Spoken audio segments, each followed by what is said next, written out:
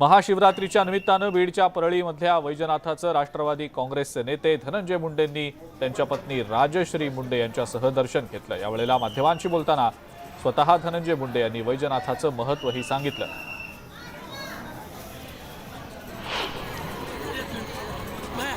परळी तालुक्यातल्या जिरेवाडी इथल्या भगवान सोमेश्वरांच्या पालखी उत्सवात धनंजय मुंडे यांनी स्वतः पालखीला खांदा देत सहभाग घेतला। यावेळेला भाविक आणि पदाधिकारी मोठ्या उत्साहात उपस्थित होते। बुलढाण्यातले शिवसेनेचे आमदार संजय गायकवाड यांनी महाशिवरात्रीनिमित्त राऊतवाडी परिसरातल्या महादेवाच्या मंदिरात सपत्नीक पूजा केली। महाशिवरात्रीच्या निमित्त बुलढाण्यात ठिकठिकाणी सांस्कृतिक कार्यक्रमांचं आयोजनही करण्यात आलेलं आहे। केंद्रीय मंत्री नारायण राणेंनी सहकुटुंब महाशिवरात्रीच्या निमित्तानं कुणकेश्वराचं दर्शन घेतलं।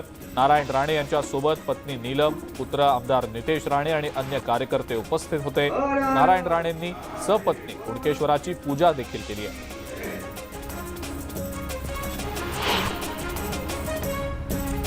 हेलिकॉप्टरमधनं गावाकडील महादेवाचं दर्शन करण्याची वडिलांची इच्छा भाजपचे प्रवक्ते विनोद वाघ यांनी पूर्ण केली आहे। त्यामुळे वाघ यांनी हेलिकॉप्टरमधनं वडिलांना जालना जिल्ह्यातल्या वटेश्वराचं दर्शन घडवलं। गावात हेलिकॉप्टर येत असल्यानं बघ्यांची मोठी गर्दी होती। शिर्डीमध्ये आज साईबाबांच्या समाधीवर शंकराची प्रतिमा ठेवून मध्यान्ह आरती करण्यात आलेली आहे। याशिवाय साईबाबांच्या मूर्तीला पांढरी शुभ्र शाल आणि बेलाची माळ चढवण्यात आल्यानं मूर्ती अधिकच आकर्षक दिसते। महाशिवरात्रीच्या निमित्तानं साई संस्थानच्या प्रसादालयात भाविकांना साबुदाणा खिचडीचा महाप्रसाद दिला जातो आहे। तब्बल 6000 किलो साबुदाणा खिचडी बनवली जात असून भक्तांची संख्या वाढल्यास आणखी खिचडी बनवली जाणार असल्याचं समजतंय। सोलापुरातील सिंधी समाजाच्या वतीनं महाशिवरात्रीच्या निमित्तानं जम्मू इथल्या बाबा अमरनाथ यांची प्रतिकृती साकारण्यात आलेली आहे। शहरातील अंत्रोळीकर नगरमध्ये बर्फाचं शिवलिंग आणि त्याच्या दर्शनासाठी भक्तांना 17 आणि 18 फेब्रुवारी दरम्यान खुलं करण्यात आलेलं आहे। हा देखावा पाहण्यासाठी शिवभक्त मोठी गर्दी करतायत। देहूतील पांडवकालीन शंकर मंदिरात सकाळपासूनच नागरिकांनी मोठी गर्दी केली आहे। मंदिराला रंगीबिरंगी आकर्षक अशी फुलांची सजावटही करण्यात आलेली आहे। संत तुकोबांच्या देहूमध्ये महाशिवरात्री उत्सव मोठ्या उत्साहात साजरा होत असल्यानं भाविकांनी मोठी गर्दी केली आहे।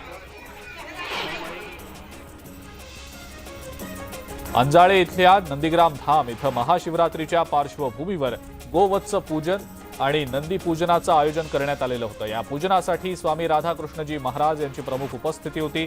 यावेळेला गाय आणि नंदींना 51 भोग नैवेद्य देखील अर्पण करण्यात आले। लातूरच्या किल्लारीमधल्या निळकंठेश्वर मंदिरात महाशिवरात्रीच्या निमित्तानं भाविकांनी मोठी गर्दी केली आहे। स्वयंभू ज्योतिर्लिंग म्हणून या मंदिराची मोठी ख्याती आहे।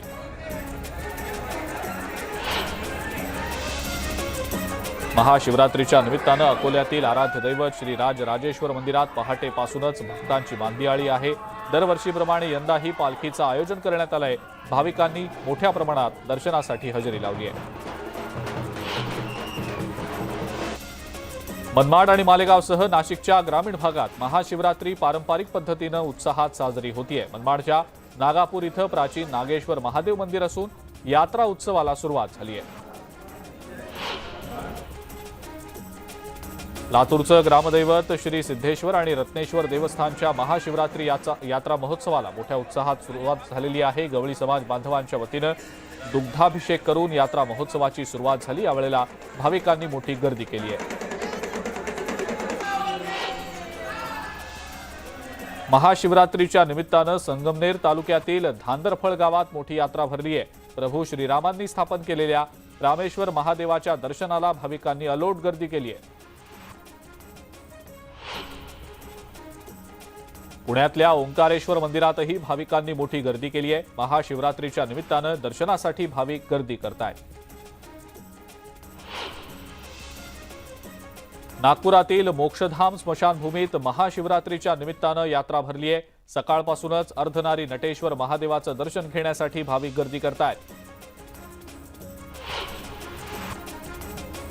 हिंगोलीच्या डोंगरकडा इथल्या जटाशंकर महादेव मंदिरात महाशिवरात्रीच्या निमित्तानं भाविकांनी मोठी गर्दी केली होती। पहाटेपासूनच भाविकांनी मंदिराबाहेर रांगा लावलेल्या होत्या। चाळीसगावच्या वालझिरीमध्ये महाशिवरात्रीच्या निमित्तानं भाविकांनी मोठी गर्दी केली आहे। महादेवाचं दर्शन घेण्यासाठी सकाळपासूनच भाविकांच्या रांगा लागलेल्या होत्या। महाशिवरात्रीच्या निमित्तानं अकोला शहरातल्या ज्योतिर्लिंग महादेव मंदिरात दर्शनासाठी भाविक आणि भक्तांची मोठी गर्दी होती। यावेळेला हर हर महादेवच्या जयघोषानं इथला हा संपूर्ण परिसर दुमदुमून गेला होता।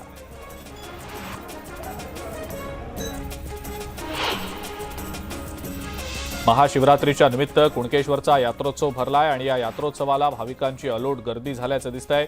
श्री शंकराचं देवस्थान असलेल्या कुणकेश्वर मंदिर यावेळेला आकर्षक फुलांनी सजवण्यात आलं असून मंदिर परिसराला आकर्षक विद्युत रोषणाई करण्यात आलेली आहे। गोंदिया जिल्ह्याच्या अर्जुनी मोरगाव तालुक्यातल्या प्रतापगडावर महाशिवरात्रीच्या निमित्तानं भरणाऱ्या यात्रेमध्ये हिंदू मुस्लिम एकतेचं दर्शन पाहायला मिळतंय। काँग्रेस प्रदेशाध्यक्ष नाना पटोले यांनी देखील या ठिकाणी येत भगवान शंकराचं दर्शन घेतलं। बुलढाणा जिल्ह्यातल्या खामगाव शहरात असलेल्या ओंकारेश्वर मंदिरात महाशिवरात्रीनिमित्त भाविकांनी मोठी गर्दी केली आहे। महाशिवरात्रीच्या शुभ पर्वावर महादेवाला वंदन करण्यासाठी तसंच महादेवाच्या पिंडीवर दुग्धाभिषेक करण्यासाठी मोठ्या संख्येनं भाविक मंदिरात दाखल होत आहेत। महाशिवरात्री तसंच वीर एकलव्य जयंती निमित्त धुळे शहरात आदिवासी बांधवांच्या वतीनं भव्य मोटरसायकल रॅलीसह शोभायात्रा काढण्यात आली। या शोभायात्रेत आदिवासी बांधव मोठ्या संख्येनं सहभागी झाले होते।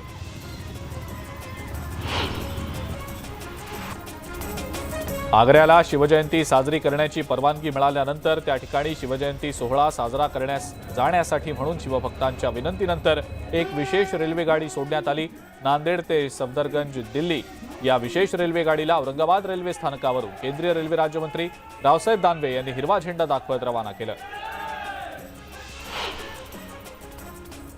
कोपरगाव तालुक्यातल्या पोहेगाव इथं शिवजयंतीचं मोठ्या उत्साहात आयोजन करण्यात आलेलं आहे। शिवप्रेमींचं लक्ष वेधून घेणारी 35 फुटी रांगोळी साकारण्यात आलेली असून ही रांगोळी काढायला 3 दिवस लागले।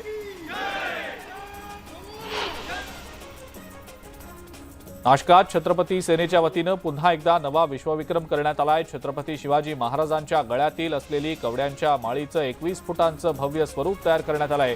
जिल्हाधिकारी कार्यालयाच्या समोर असलेल्या छत्रपतींच्या अश्वारूढ पुतळ्यासमोर या माळीचं लोकार्पण करण्यात आलं। जळगावात शिवजयंतीच्या पूर्वसंध्येला शिवसेनेकडून जिल्हास्तरीय मल्लखांब स्पर्धेचं आयोजन करण्यात आलेलं होतं। यामध्ये विद्यार्थ्यांनी मोठ्या संख्येनं सहभाग घेतला होता।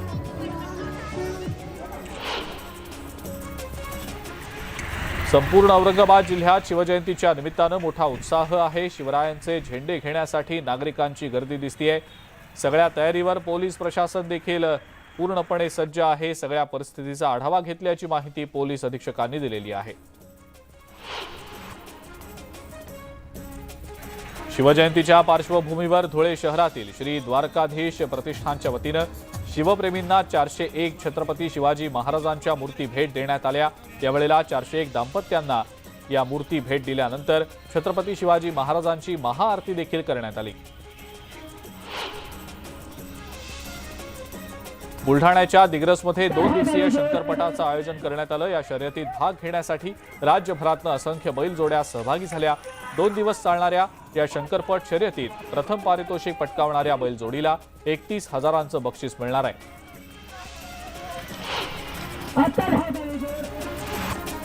उजनी जलाशयातनं सोलापूरला पाणी पुरवठा करणारी पाईपलाईन फुटली आहे। मोहोळपासून 48 किलोमीटर अंतरावर ही पाईपलाईन फुटल्यानं हायवेवर पाण्याचा फवारा उडताना दिसतोय। लाखो लिटर पाणी वाया जात आहे।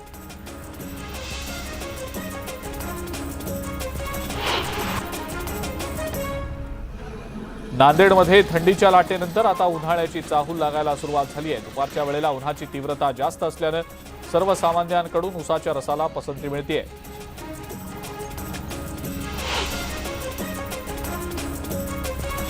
दौंडमधल्या पाटसमध्ये घातक प्लास्टिक केर कचरा घेऊन आलेला माल वाहतूक ट्रक कानगाव ग्रामस्थांनी अडवला। मानवी आरोग्याला हानिकारक असणारा हा कचरा ज्वलनासाठी वापरला जातोय का याची सखोल चौकशी करून कायदेशीर कारवाई करण्याची मागणी ग्रामस्थांनी केली आहे। श्री विठ्ठल रुक्मिणी मंदिराला 700 वर्षांपूर्वीचं पुरातन रूप प्राप्त होण्यासाठी राज्य सरकारनं 73 कोटी रुपयांचा विकास आराखडा मंजूर केलाय।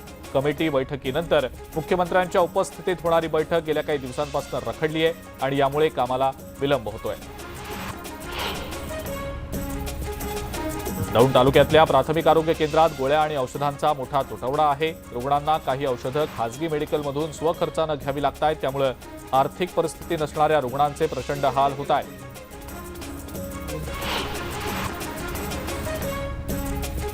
कर्जबाजारीपणाला कंटाळून बीडच्या आंबेल वडगाव इथल्या एका शेतकऱ्यानं गळफास घेत आत्महत्या केलेली आहे। थकलेल्या कर्जाचा आकडा 20 लाखांपर्यंत गेल्यानं हे कर्ज फेडायचं कसं या विवंचनेतनं शेतकऱ्यानं टोकाचं पाऊल उचललंय।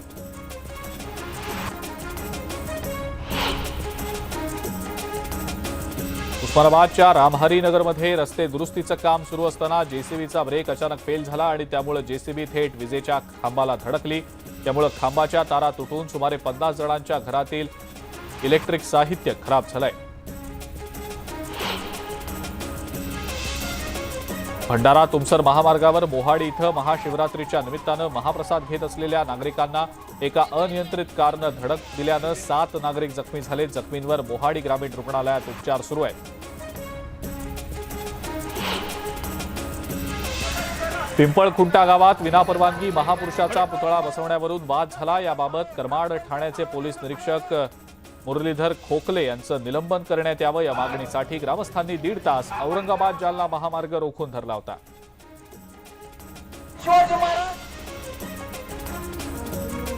राहुरी कृषी विद्यापीठातील कृषी अभियंत्यांच्या आंदोलनाचा आजचा 25वा दिवस आहे। अजूनही सरकारनं आंदोलनाची दखल न घेतल्यानं आंदोलकांनी महाशिवरात्रीच्या निमित्तानं महादेवाकडे साकडं घातलंय। सरकार आणि एमपीएससी आयोगाला सद्बुद्धी देण्याचं साकडं घातलं गेलंय।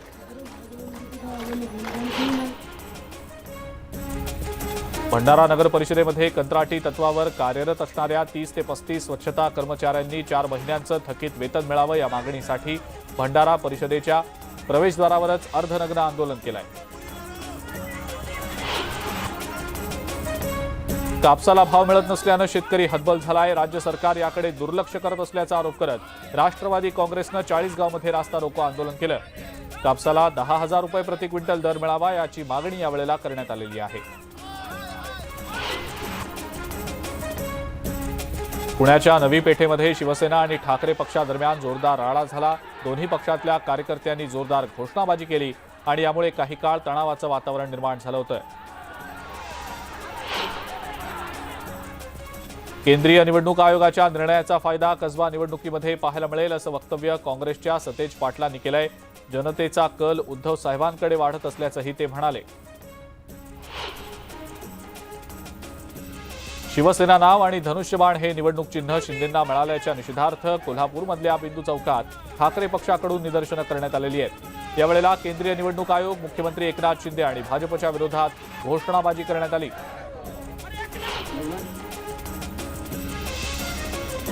शिर्डीमधल्या शिवसैनिकांनी मरेपर्यंत उद्धव ठाकरेंसोबतच राहणार असल्याची शपथ घेतली आहे। शिवसेना आणि ठाकरे वेगळे असू शकत नाहीत। आगामी निवडणुकीमध्ये आम्ही गद्दारांना धडा शिकवणारच असा निर्धार शिवसैनिकांनी केलाय।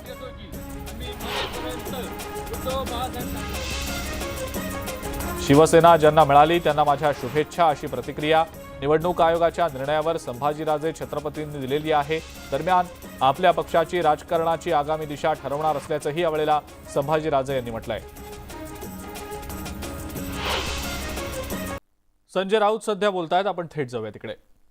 आमच्या मंदिरात शिवसेना प्रमुखांचा धनुष्यबाण चोरीला गेला आणि ह्या चोरीसाठी दिल्लीतल्या एखाद्या महाशक्तीनं काय मदत केली याचा आम्ही तपास करतो। पण लोकांना हे आम्ही सांगू इच्छितो की धनुष्यबाणाची चोरी झालेली असून संशयित चोर कोण आहेत त्या संदर्भात आम्ही जनतेला लवकरच माहिती